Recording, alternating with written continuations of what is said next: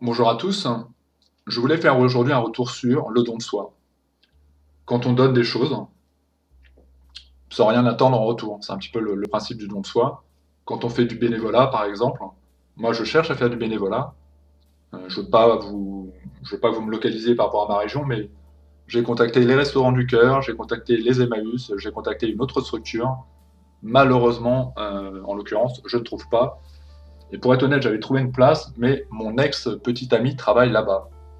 Donc j'ai absolument pas envie de me retrouver avec elle, même si ça fait des années.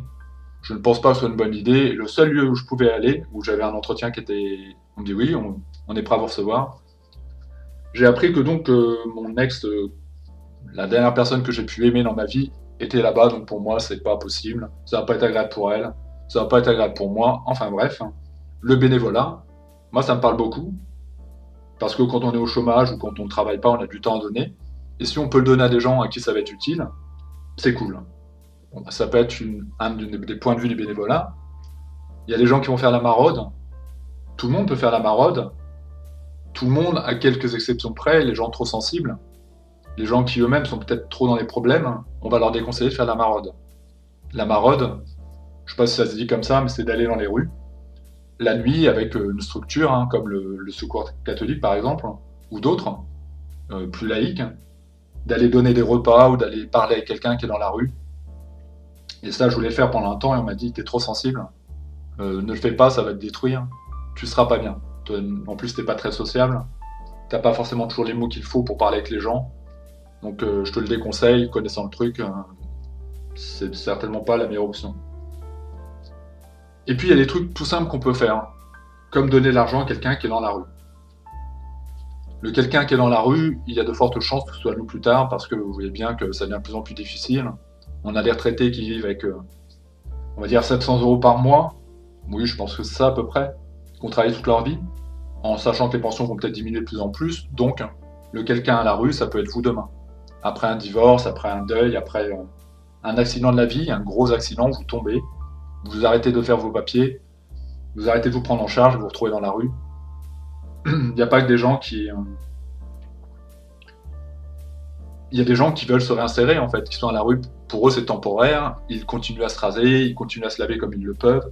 Ils veulent avoir une vie digne. Donc ça peut être vous, ça peut être moi. Vous voyez ce que je veux dire? Euh, Après, il y en a d'autres qui vont tomber dans l'alcool parce qu'évidemment, la rue, c'est dur. Et que l'alcool, bah, ça réchauffe. Et que ça permet un peu de passer le temps. Et puis les gens qui vivent trop longtemps à la rue, malheureusement, très souvent vont développer des problèmes psychiatriques. Et c'est un des problèmes que j'ai dans ma ville, c'est qu'on a des personnes qui sont à la rue et je leur donne pas parce que en fait on a une grande structure hospitalière psychiatrique et donc on sait tous les tous mes amis, toute ma famille, on sait très bien que ces gens-là touchent une pension. Ou soit ils sont à l'hôpital, donc ils mangent très bien le matin, midi et soir, soit ils touchent une pension, ils n'ont pas besoin de cet argent-là. On ne sait même pas pourquoi ils font la manche. Sinon, lié à leurs problèmes psychiatriques, ils n'en ont pas le besoin. Ils touchent plus que le RSA. Ils ont des logements de fonction, enfin voilà, ils n'en ont pas le besoin. Donc c'est une des choses qui fait que quelles sont les choses qui vont faire qu'on ne va pas donner à quelqu'un qui est dans la rue. Ça peut être ça, on va se dire la personne va prendre cet argent-là pour aller boire et ça me fait pas envie. J'ai pas envie de ça pour lui, j'ai envie de mieux. J'ai envie d'espérer qu'il puisse y avoir de l'espoir et que peut-être il peut se reprendre. Et il y a des gens comme ça qui étaient à la rue et qui ont trouvé les bonnes personnes, qui ont pris les bonnes mains et qui s'en sont sortis. Donc pour ceux qui seraient les plus audacieux, de dire est-ce que vous voulez un sandwich et d'aller chercher un sandwich à la personne, vous saurez au moins qu'elle aura un repas chaud le midi, ou froid, ou peu importe. Vous demandez avant, qu'est-ce que vous voulez comme sandwich, est-ce que vous voulez un sandwich d'abord, vous imposez pas.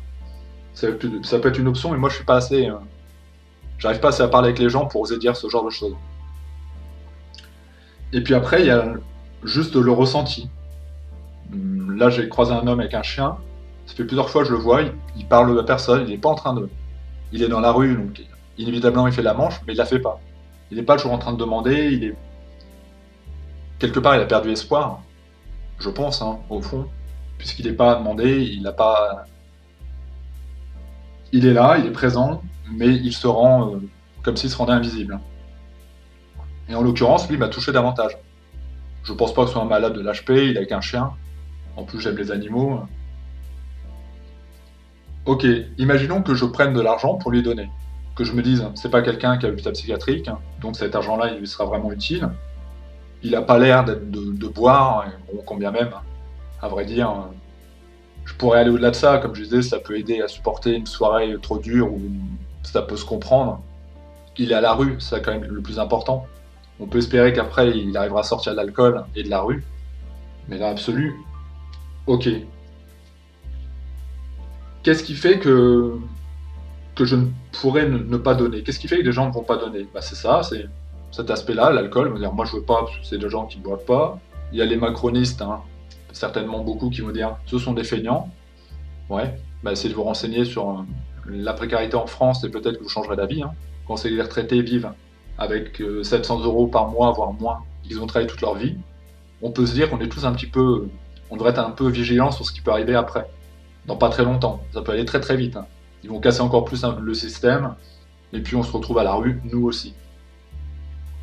Mais il y a un aspect plus philosophique des choses, c'est qu'on se dit, ah, si je donne de l'argent, je fais une bonne action, et du coup ça fait un peu...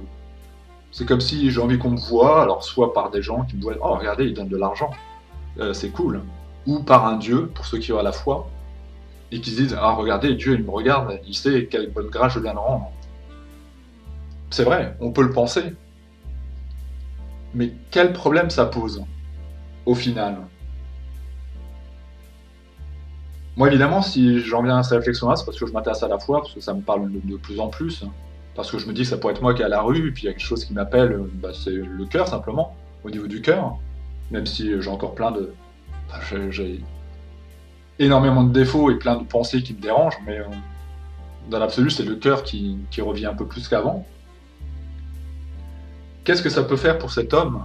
D'ailleurs, vous n'avez pas besoin de me dire je le fais en raison de ma foi, mais c'est même pas ça, hein, vraiment, parce que je suis... La foi, je ne peux pas vous dire que ça existe, hein, c'est une volonté que j'aurais. Que le Christ existe, c'est une volonté. Mais c'est pas une détermination, c'est pas, j'en suis pas sûr, hein. J'aimerais. J'aimerais parce que le Nouveau Testament me parle beaucoup, j'aimerais parce que la parole de Jésus est sage, voilà, donc ça me plairait, mais je peux pas dire que c'est vrai. Et cet homme-là, qu'est-ce qu'il en a à faire? J'ai prévu une grosse enveloppe hein, avec plein de petites monnaies. Vous savez, la petite monnaie qu'on a, moi j'aime pas aller au pain, parce que je suis pas assez sociable. Vous voyez que moi aussi j'ai des problèmes. Tout comme lui, il est dans la rue, mais je pourrais dire, moi j'ai d'autres problèmes essentiels, d'angoisse et autres. Et donc cet argent-là, je sais jamais quoi en faire. Je sais pas compter en caisse, enfin je sais compter, mais en fait, hein, je suis trop stressé, du coup je préfère payer avec la carte bancaire et partir très très vite. Hein. J'ai pas envie de me prendre la tête à compter. Et donc cet argent-là, très souvent, je le mets de côté, sans savoir quoi vraiment faire, et souvent, je le donnais en allant dans un resto ou autre, quand il y a des urnes, je le mettais dedans, et puis la personne pouvait récolter après. Donc si je lui donne cette enveloppe, qu'est-ce que lui va penser? Il en a rien à foutre que je fasse pour ma morale chrétienne, ma charité, ou du croyant, n'importe quelle croyance. Il s'en moque, ou que ce soit simplement pour moi, pour me faire valoriser, ou même que je le fasse devant plein de gens, imaginons que je le veuille, ce qui ne va pas être le cas, que je veuille que tout le monde me regarde. Ce qui est important pour lui, c'est qu'il a une enveloppe avec de l'argent dedans, et il y a au moins 4 ou 5 euros, je pense, hein. Cumulé, j'ai mis les 50 centimes, j'ai tout mis. Il y avait des pièces d'1 euro, je me suis pas dit non, je vais pas les mettre parce que ça pourrait être utile. Non, je vais les mettre aussi. Qu'est-ce que ça coûte? Et si on faisait tout ça, le monde deviendrait meilleur. Mais je vous dis pas de le faire, je vous dis pas de faire comme moi, je vous dis pas oh, regardez comme il est unique, il le fait. Non, on s'en fout. Je vous dis simplement de penser que vous pourriez être la personne à la rue et de quand vous avez comme ça un peu d'argent en trop, un peu ou si c'est le froid et que vous avez une couverture, de choisir peut-être la personne à qui vous aurez envie de donner. Parce que je pense qu'il y a quand même cette espèce de truc de rendu prêté. On va pas vers celui qui nous ressemble le moins, on va vers celui qui pourrait nous ressembler le plus et qu'on a envie de plus aider. C'est un choix moral, mais en même temps, c'est pas grave, on aide quand même quelqu'un. Et donc, si tout le monde faisait ça, une petite action comme ça, et pas en pensant, waouh, je fais ce qui est très bien, vous pouvez le faire le soir où personne vous verra, hein. Donc là, c'est cool. Et si vous êtes non-croyant, bah, vous ne direz pas en plus Dieu me voit, personne vous voit, vous l'avez fait parce que c'était une bonne action. Je connais quelqu'un comme ça qui est athée, complètement athée, il croit en rien. Et le soir, il allait sur le parking derrière, donner notamment de la nourriture pour les animaux. En fait, c'est juste une bonne idée, je donne des croquettes pour les animaux. Comme ça, au moins, je sais que cet alcool, enfin, oui, j'ai fait un lapsus, cet argent-là ne sera pas dépensé dans de l'alcool. les animaux seront nourris. Il aime les animaux, il aime les hommes qui s'occupent des animaux. Il se dit au moins les animaux auront un repas. Il le fait pas du tout pour être glorifié, il le fait quand il n'y a pas grand monde, il le fait... C'était pas simple de faire cheminement pour aller les voir, pour leur parler. Euh, Qu'est-ce que ça nous coûte à tous, hein. Ça me rappelle ce film dont j'ai déjà parlé. Je vous mettrai en dessous, là j'ai plus le souvenir en tête, d'un petit garçon qui fait un devoir à l'école. Et en fait, ce devoir, c'est qu'est-ce que vous pouvez faire pour changer le monde et faire que le monde soit meilleur. Il va mettre en place un truc, un espèce de circuit ouvert, où il va aider 3 personnes. Alors comme il le peut, hein, avec ses besoins, enfin ses moyens à lui, c'est un gamin. Donc il va aller faire... c'est beaucoup pour le coup, il va faire passer une douche à quelqu'un qui est dans la rue chez lui, chez ses parents. Ses parents ne le savent pas. Voilà, il va aider 3 personnes. Et sans qu'on lui ait demandé, il va dire aussi, maintenant je vous ai aidé, je vous demande d'aider aussi 3 autres personnes. Et comme vous le pouvez, encore une fois, vous faites ce que vous pouvez. Si vous pouvez donner simplement 1 euro, vous les donnez. Si vous pouvez donner une couverture, vous la donnez. Enfin, peu importe quel est le choix que vous auriez fait, mais d'aider 3 personnes qui, à leur tour, auront cette obligation d'aider 3 personnes, mais comme ils le peuvent. Si vous êtes très timide, on ne vous demande pas d'aller parler à l'autre. Ça peut être indirectement, de mettre dans une urne, dans une enveloppe, au secours catholique, ou peu importe quelle structure, discrètement, vous aurez fait cette bonne action, vous aurez donné à quelqu'un qui, là ça marche pas en l'occurrence parce que il faut que la personne soit au courant, il faut lui dire, il faut redistribuer à 3 personnes. C'est le principe du petit colibri.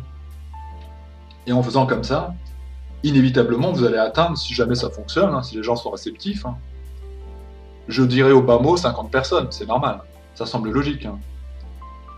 Moi je vais pas le faire en l'occurrence. Déjà c'est un concept dans un film, et puis je me vois pas dire à la personne, bon je vous ai donné de l'argent, il y a certainement de quoi vous offrir un repas, donc maintenant vous allez donner à quelqu'un d'autre. Bah non. J'aurais pu éventuellement dire, si la personne me disait ah je vous remercie, c'est vraiment génial, les gens s'arrêtent pas, dire vous me le rendrez un jour à quelqu'un d'autre en fait, quand vous irez mieux, quand ça ira bien, vous donnerez à quelqu'un, vous aussi. En fait c'est ça le truc. C'est pas se dire qu'on le fait pour soi, c'est pour se dire que déjà le moment où on aide la personne à aller mieux, et puis qu'après quand elle ira vraiment mieux, qu'elle sera sortie de la merde, elle aura envie d'aider les autres, hein, tout simplement. Et évidemment, quand je disais vous me remercierez plus tard, non, vous ne me remercierez pas moi plus tard, vous aiderez quelqu'un d'autre qui est dans la même situation pour cette raison qui vient de faire que je vous ai aidé. Ne cherchez pas à comprendre pourquoi je l'ai fait, ne cherchez pas... Mais plus tard, quand vous le pourrez, quand vous serez rétabli, pensez bien à tous ces gens. Alors, il y a certains qui ne vous ont même pas regardé dans la rue. Hein. Les raisons sont complexes, hein, comme je le disais.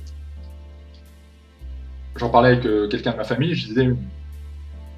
On pourrait penser que les gens dans la rue, on les regarde plus. Surtout à Paris, il y en a beaucoup. Mais c'est pas ça, enfin moi je les vois. Au contraire, je les vois beaucoup, je les conscientise complètement. Mais comme je sais que dans ma ville, c'est très souvent des faux mendiants, qu'ils ont de quoi vivre, qu'ils ont des logements, qu'ils ont... Mais néanmoins, je les vois. Et le plus souvent, s'ils me disent bonjour, je leur dis bonjour, je ne les ignore pas. Maintenant, il y a toujours cette action de... Qu'est-ce que je peux faire, quoi? Comment je peux réagir? Le pire serait les gens qui ne les voient pas, qui continuent leur vie, et souvent quand on parle avec ces gens-là, quand il y a des gens qui vont aller leur parler, qu'est-ce qui vous touche le plus, qu'est-ce qui vous fait le plus mal? Et le froid, évidemment. Mais en fait, par rapport aux autres, ceux qui sont établis dans quelque chose, comme une maison, un logement, c'est qu'ils nous donnent l'impression qu'on n'est pas vivant. Des fois, on ne demande pas forcément de l'argent, juste un bonjour, ça peut être quelque chose de... On n'a même pas ça, pas un regard, pas un sourire, pas... On a l'impression qu'on n'est plus vivant. Et pour eux, c'est le plus difficile à vivre. J'ai souvenir comme ça dans ma ville, où toujours la même structure hospitalière, hein, donc on sait que les gens sont en psychiatrie et qu'ils n'ont pas nécessairement besoin d'argent, d'une femme qui vient me voir dans la rue, et qui me dit « Excusez-moi monsieur », je me dis « Qu'est-ce que c'est que ça encore? Témoin de Jéhovah, je ne sais pas. Je voudrais vous demander, la femme, une jeune femme, une trentaine d'années, mais à peu près, j'ai eu ce ressenti-là, c'est pas vrai, mais au moins 2 minutes pour, voilà, c'est pas dans les habitudes, je suis désolé, vraiment, j'aime pas faire ça, c'est nouveau pour moi. Tout ça pour me demander si vous auriez 10 centimes. Waouh, c'est ça que vous vouliez me demander? Mais évidemment, je vais les chercher, Je veux dire, c'est tellement différent de l'approche qu'on a habituellement. Et je me suis dit, comment je serais moi à la rue? Moi, qu'ose même pas parler. À mon avis, je me laisserais mourir, hein. Techniquement, les gens me donneraient peut-être parce qu'ils auraient pitié de moi, mais j'oserais pas faire. Et cette femme était comme ça. Je pense qu'effectivement, elle était vraiment à la rue depuis très peu de temps, ou qu'elle ne savait pas s'adapter. Et de la façon dont elle m'a demandé, ça m'a touché, quoi. C'était émouvant. Donc voilà. J'aimerais vous demander, en raison de votre foi, ou pas, en raison de votre humanisme, et là j'espère que vous l'avez tous, ceux donc qui entendront ce message, hein, il y a d'autres qui vont dire non, mais moi c'est n'importe quoi, ça me parle pas, donc si vous n'êtes pas concerné par ça, de donner, d'apporter de votre temps, ça peut être le temps, hein, comme je parlais de bénévolat, c'est de donner du temps, de donner un objet, une couverture, en été une bouteille d'eau, de donner un peu d'argent, un peu de monnaie qui vous reste, de donner selon vos moyens, d'apporter. Si vous êtes plus audacieux de dire est-ce que vous voulez un sandwich? Si la personne va peut-être dire non, parce que très souvent ils sont pudiques, vous pouvez insister, si jamais elle dit oh, bah, ce serait vraiment génial, merveilleux, vous voulez quoi? Et puis voilà, vous ramenez un sandwich, ça coûte quoi? Ça nous coûte 4 euros, enfin 5 euros, 6 euros on va dire même, on s'en fout. Je veux dire, moi ça me ferait plaisir. C'est juste que je ne saurais pas le dire, je ne saurais pas converser comme ça. Évidemment, ce que je suis en train de dire quand j'ai réfléchi, c'est pas le fruit du hasard non plus. C'est que moi-même, j'ai été aidé à une époque où j'étais dans la rue, mais j'étais pas dans la rue. C'est-à-dire que je travaillais dans le déménagement, et le midi, c'était trop loin pour rentrer, donc je mangeais dans la rue, assis par terre. Parce que j'avais pas trouvé d'autre lieu, et que mon patron voulait pas me donner de table, donc je mangeais par terre comme un misérable. Mais j'avais à manger. J'avais mes boîtes tupperware, et quasiment tous les midis, il y avait une dame qui venait, et qui, sans rien me demander, m'achetait un kefta. Elle allait au kefta, je mangeais de la viande à l'époque, de toute façon, même si elle m'avait ramené, et que j'étais végétarien avec de la viande, j'aurais enlevé la viande, mais jamais j'aurais refusé. Évidemment, bien entendu. Et en fait, elle parlait pas le français. C'était une arabe, elle était musulmane, elle était voilée. Elle parlait pas le français, donc combien même je lui aurais dit non mais madame, c'est bon ce que je lui disais, non mais je vous remercie, mais j'ai de quoi manger. Je comprenais qu'elle me disait non, prends-le, prends-le. Je te le donne, quoi, je te l'offre. Donc ce que j'ai été fait, c'est que j'ai été voir le marchand à côté, je lui ai dit mais il y a cette dame qui vient, dès que je la vois, elle vient m'apporter un sandwich, il fait ouais, elle est comme ça. Tu pourras rien y faire. Je dis bah ça me gêne. Bah, ouais, mais elle fait comme ça avec tout le monde. Alors que j'étais pas à la rue, alors que je l'ai dit au marchand qui aurait pu lui dire à elle, il devait certainement parler sa langue. Vous savez, ce monsieur-là, il est pas à la rue.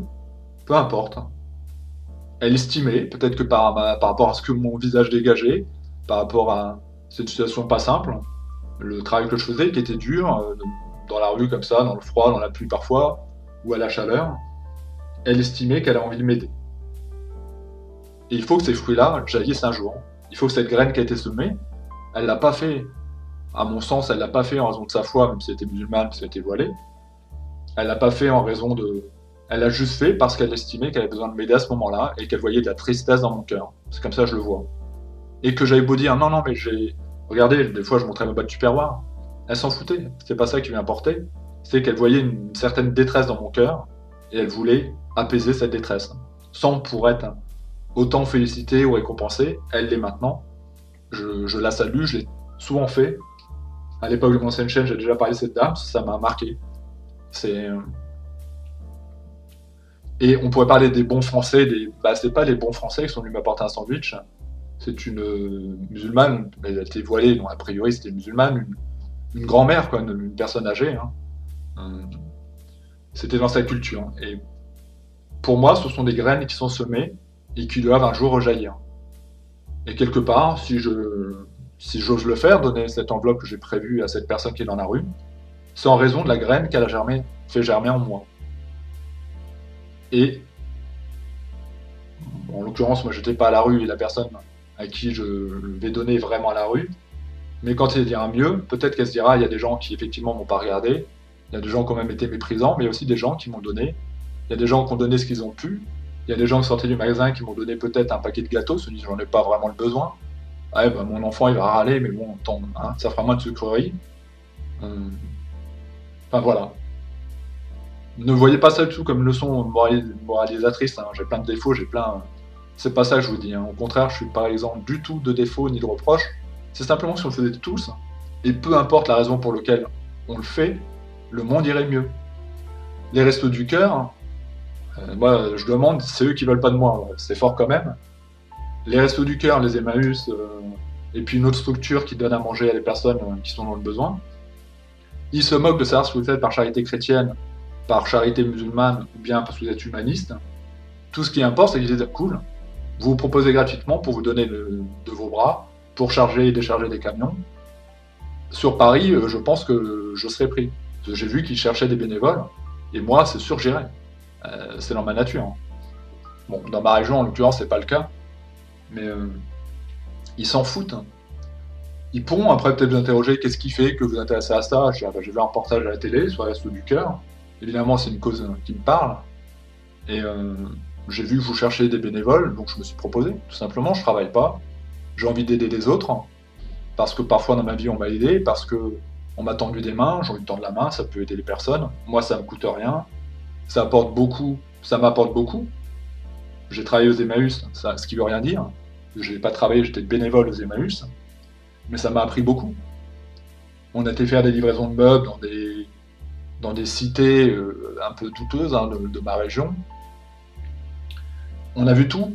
On a vu des... Il n'y a même pas de notion de race dans ce que je veux dire, mais bon, c'était les faits. Il y avait une famille africaine, ils ne nous en ont pas parlé. Et, ils posaient les meubles là, ils s'en foutaient complètement, on venait livrer les meubles, gratuitement, hein, bon voilà, aucun respect. Et j'ai souvenir encore une fois d'une famille musulmane, avec des oiseaux dans une cage, c'est assez lointain, mais je sais qu'il y a des oiseaux qui chantaient. Ils nous ont fait le thé, ils nous ont fait des gâteaux, ils nous ont... Et ne croyez pas, je suis pas un prosélyte musulman, pas du tout. Je trouve que justement, malheureusement, l'islam a beaucoup changé. Mais ceux qui m'ont souvent aidé, ben, c'était des gens de culture musulmane. Je dois l'avouer. Ils étaient adorables, c'était un couple de vieux musulmans. Mais ça, c'est pas un fait nouveau, c'est que on sait que la nouvelle génération, malheureusement, perd de ces valeurs-là, et les anciens n'étaient pas comme ça du tout. Même des musulmans reprochent à cette nouvelle génération de changer. Ils ont peur de la nouvelle génération, en fait, qui est beaucoup plus prosélyte qu'eux, beaucoup plus à créer des murs entre les... Voilà, nous on était chrétiens, on venait des Emmaüs. L'ami avec qui j'étais, avec qui je livrais les meubles, était un très très fervent catholique, hein, il était même presque mystique. Ils s'en foutaient de savoir qui on était, je pense qu'il avait une croix autour du cou, ils en avaient rien à foutre. Ce qui était important, c'est qu'on venait leur livrer des meubles, et puis comme on venait leur livrer des meubles gratuitement, qu'ils avaient payé pas très cher aux Emmaüs, ils voulaient nous donner du thé et des gâteaux. Tout simplement. Et j'ai envie de vous dire, comme l'a dit un saint homme, même si je ne peux pas vous dire qu'il existait, j'espère le Christ plus que je ne le crois, aimez-vous les uns des autres. Aimez vos ennemis plus que vous-même. Et ouais. Et je sais que, d'ailleurs, ça fait partie des piliers des religions. On peut retrouver ça dans le judaïsme, on peut retrouver ça dans l'islam, on peut retrouver ça dans la religion catholique chrétienne. J'aurais des tas de choses à dire hein, sur la religion catholique, hein, comme les prêtres qui couvrent les cardinaux, les chevêchés qui couvrent les prêtres pédophiles. Honte à vous, langue de vipère, comme l'aurait dit Jésus. Comment vous pouvez, ou vous les catholiques bien pensants, qui donnez de l'argent pour qu'on vous voit dans les phares, est-ce qu'on me voit là? On me voit? Ouais, je vais donner. Ou à la sortie de la messe, et vous n'osez pas entendre la parole de ces enfants? Honte à vous, vraiment. Honte à ceux qui ont commis les péchés, honte à ceux qui les ont couverts, et honte à ceux qui disent « Je veux pas qu'on salisse ma belle église, elle est belle. » Non, elle est pas belle. Il faut la nettoyer. Là, il y a vraiment de la merde partout, hein. Je suis désolé de te le dire. Hein. Si tu acceptes que des prêtres ont violé des enfants, et que des prêtres ont violé des sœurs, ton église, elle est pas belle. Le message du Christ, lui, il reste beau, mais ton église, il faut la nettoyer de fond en comble. Et puis on pourrait parler du troisième secret de Fatima, qui semble dire quand même que ce troisième secret qui n'a pas été révélé par l'Église ou qui a été dissimulé, serait l'apostasie des hommes de l'Église. En gros, que des hommes de l'Église, les plus hauts gradés des hommes de l'Église, le pape, les différents papes qu'il y a eu, et puis les différents cardinaux, ceux qu'on doit appeler Monseigneur. Pour moi, il n'y a qu'un Seigneur, hein. Il est au ciel. Je t'appellerai jamais Monseigneur. Hein. Je t'appellerai par ton prénom si tu le veux, je t'appellerai comme je le veux. C'est pas toi qui vas me dire comment je dois t'appeler. Le cardinal Barbarin et autres, cardinal de quoi? Cardinal de quoi? Donc, ces gens-là qui ont couvert outrageusement des scandales pédophiles. Tout simplement. Et ce message, le troisième message de Fatima serait que l'Église est infiltrée par le satanisme, hein, on peut mettre le nom qu'on veut dessus, mais il semble quand même que quand on arrive à dire Dieu merci, les faits sont prescrits, ouais, tu crois que le gamin il a oublié des années après, hein, je pense pas qu'il ait oublié, et Dieu n'a rien à voir dans cette histoire. Votre Dieu à vous, oui. Mammon, référence biblique là encore, l'argent, ouais. La franc-maçonnerie qui a inspiré, qui aura infiltré l'Église, ce que je pense moi, le Vatican. Combien il y a d'or sur vos murs? Décellez-moi tous ces diamants qui y a un peu partout. Même sur la tenue du pape, enlevez-moi ça. Là, il y a au moins 100 kilos d'or. On va pouvoir les donner à des pauvres. Prenez l'ensemble. Le Vatican, c'est l'Élysée, hein, c'est pareil. Prenez les moquettes, hein, il y a de l'or partout. On va pouvoir en faire de l'argent, on va le fondre, et on va le donner aux pauvres. Vous voulez pas, c'est étonnant. Je suis étonné que vous vouliez pas. Je suis étonné que Mère Teresa ait quitté l'Église en étant toujours sœur, en disant voilà, je ne respecte plus vos préceptes, pour moi ça ne veut plus dire grand-chose, je vais aller auprès des pauvres, des vrais pauvres, à Calcutta en Inde. Je vais pas vivre dans les phrases que je vais pas vivre dans le faste, je vais aller vivre là où c'est difficile, je vais aller vivre au milieu des gens qui souffrent. Et j'aurai une petite maison avec rien dedans, je vivrai difficilement, mais le Seigneur pourvoira mes besoins. Effectivement, le Seigneur a pourvenu à ses besoins. Des gens sont venus lui donner de quoi se nourrir, elle, parce qu'elle faisait passer les autres avant elle. Voilà le message du Christ, qu'il existait ou pas. Je ne suis pas en mesure de vous le dire, mais enfin, il est évident que ceux qui couvrent en disant on ne veut pas salir la belle image de notre Église, la belle image. C'est presque une blague, ça me fait presque rire, quoi. Qu'est-ce qu'elle a de belle, l'Église? Le message de l'Évangile, oui, il est beau. Le Nouveau Testament, le message du Nouveau Testament, oui, il est beau. Mais c'est pas du tout le message de l'Église. L'Église a été pourvoyée, elle a été vendue. Renseignez-vous sur Vatican II et vous comprendrez mieux ce que je suis en train d'évoquer. Qu'il y a des prêtres qui étaient francs-maçons. Et dites pas francs-maçons, théorie du complot, hein, ça n'existe pas les francs-maçons, renseignez-vous davantage. Quand François Hollande dit en politique, pour réussir, il faut être franc-maçon, il faut passer par la franc-maçonnerie, c'est qu'a priori, il sait ce que ça veut dire franc-maçon. Et les loges politiques maçonniques, eh bien, c'est ce qu'il dit, c'est qu'ils ont infiltré l'Église. Donc maintenant, vous comprenez mieux pourquoi ça se passe comme ça dans l'Église. Et ça ne me dérange pas du tout de le dire, je n'ai pas l'impression d'être blasphémateur en disant ça. Je vous dis que si vous voulez retrouver la parole du Christ, n'allez pas nécessairement à l'Église, ou allez-y quand il n'y a pas les hommes d'Église, mais surtout, ouvrez le Nouveau Testament, les 4 évangiles, la parole du Christ, elle est là. C'est là que vous la retrouverez. C'est ça les choses les plus importantes qu'il nous a données. Le Notre Père, c'est pas des hommes d'Église qui l'ont inventé. Il est dans le Nouveau Testament. Lorsque vous voudrez communiquer avec moi, lorsque je serai parti rejoindre mon Père, eh bien, vous pourrez, par cette prière, le Notre Père. Tout est dedans. Tout est écrit. Tout est accompli. Et tous ces hommes d'église qui par la suite ont fait vœu de... Ça fait penser aux bouddhistes. Hein. On reproche aux bouddhistes certaines choses, oui, mais il y a plein de bouddhistes qui vont dire nous on veut vivre dans... Certains, dans le dénuement le plus total. On veut vivre avec une armoire et puis un sac ou une valise, c'est pratique pour voyager, mais on n'a pas besoin de plus. Après, j'ai pas été voir dans la vraie vie, mais Mathieu Ricard, donc un bouddhiste français assez connu, montrait sa vie, une armoire, il disait voilà ma vie, et j'ai beaucoup trop de choses dans cette armoire, il y a beaucoup trop de trucs, je devrais me débarrasser plein de choses, j'ai pas besoin de plus pour vivre, ce qui est le plus important c'est ce que j'ai au fond de moi. Et effectivement, pour moi, le plus important c'est ce qu'on a au fond de nous. Donc, si vous aimez les uns les autres et pas simplement vos amis ou votre famille, c'est tellement simple hein, d'aimer ses amis ou sa famille, quel mérite y aurait-il? D'aimer vos ennemis, autant dire que c'est vraiment le travail de chaque chrétien chaque jour. C'est compliqué hein, d'aimer ses ennemis. c'est voire impossible. Quand il y a un attentat et autres, j'ai du mal à bénir ceux qui viennent de commettre le mal, alors que je le devrais. Dire, eux sont vraiment dans le péché, eux sont vraiment égarés, et on devrait prier pour eux. Je vous avoue, j'y arrive pas, hein, mais on est nombreux à être comme ça. Mais la parole de Jésus, et quel mérite y aurait-il à donner à ses amis, ou d'être bon avec ses amis? Tout le monde sait le faire. Ce qui est audacieux, ce qui était nouveau pour l'époque, c'était d'aimer ses ennemis. Plus que soi-même. Il y a vraiment plein de choses très intéressantes dans le Nouveau Testament, des paroles de sagesse en fait. Je ne sais pas si Jésus existait. Je ne trouve pas de traces du Jésus historique. Il y a bien des choses inexplicables comme les apparitions de Fatima, ou même le courant sceptique, j'arrive pas à trouver d'explication rationnelle.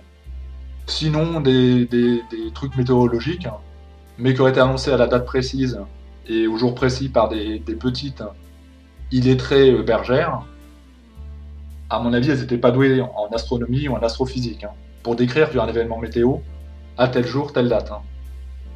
En ne sachant pas ce que ce serait. C'est-à-dire qu'ils ont dit, cette dame du ciel qui nous est apparue dit que ça arrivera pour vous convaincre que c'est vrai, qu'on n'est pas des menteuses, mais on ne sait pas ce que ça va être. Et il y avait 70 000 personnes qui ont vu à Fatima le soleil se rapprocher d'eux, comme si le soleil s'était rapproché d'eux. Ils étaient sous une pluie énorme, et cette chaleur, qui ne leur a pas brûlé la rétine ni les yeux, les a séchés. Le miracle de Fatima, j'ai beau chercher, il y a des explications, il n'y a que des hypothèses en fait, des hypothèses rationnelles, ce ne sont que des hypothèses. Hallucination collective, c'est possible, mais comment les gamines ont-elles pu prédire qu'il y aurait une hallucination collective des mois avant, en sachant qu'il y a eu des messages qui ont été délivrés, d'où le troisième message de Fatima, qui aurait été dévoyé par l'Église. Et je le ressens de plus en plus, je pense que c'est vrai. Effectivement. Mais tout ça, ce ne sont que des croyances, et sceptiques qui diront, moi, le mirage de Fatima, enfin le miracle de Fatima, c'est peut-être un mirage de Fatima, on l'a étudié, puis on a telle ou telle explication, on ne peut jamais être sûr de rien. Enfin voilà. Merci à vous et à bientôt. Continuez à faire le bien autour de vous, peu importe la raison.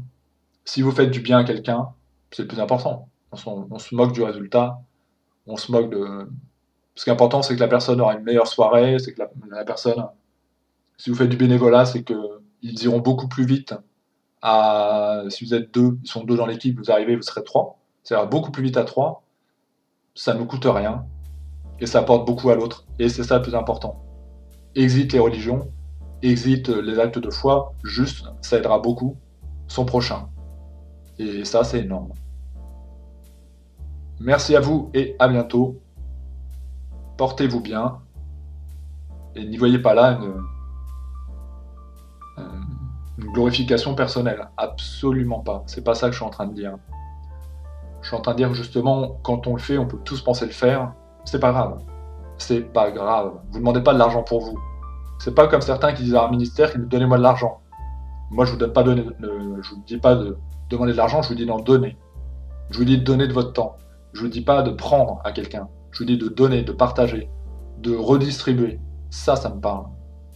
C'est mon point de vue à moi, mais en tout cas, je suis à peu de choses près la même situation que cette personne dans la rue, sauf que j'ai un logement, j'ai plein de problèmes existentiels, mais je lui dis pas donne-moi quelque chose pour aller mieux, non. Je vais essayer de t'apporter quelque chose. Je vais essayer de donner à ceux à qui je peux donner. C'est à mon sens le plus important. Merci à vous et à bientôt. J'espère que cette petite graine pourra être semée dans le cœur de certains et que vous allez très naturellement continuer à le faire ou moins naturellement commencer à penser à le faire. Merci à vous et à bientôt.